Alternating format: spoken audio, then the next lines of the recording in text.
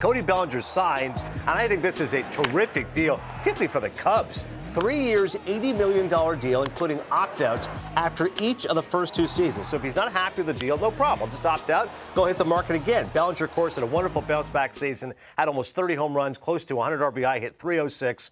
I was talking the other day in the hall, and I said, I think that the fair deal here, because he's coming off a $19 million year, was 5 years for 125.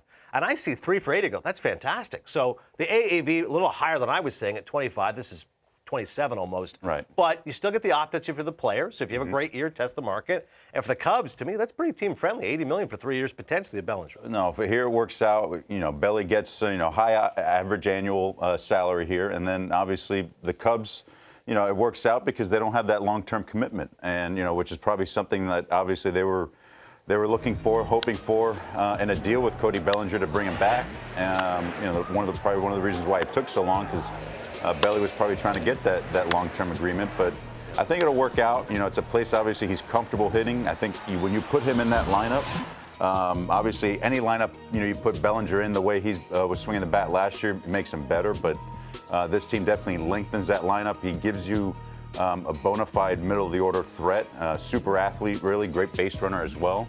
Last year, though, he turned himself into a hitter, though. I loved his two-strike approach, his ability to make more contact, go the other way when he needed to.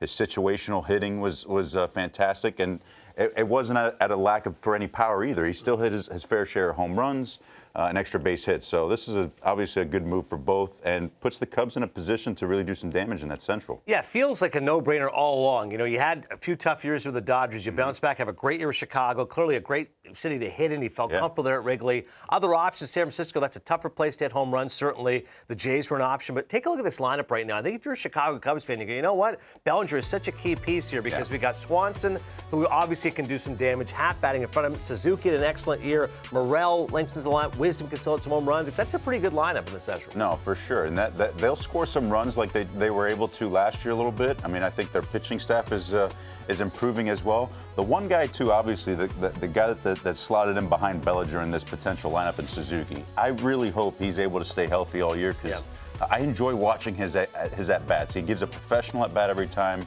It'll be interesting to see that 1-2 punch of those two guys if Suzuki stay on the field for a whole season.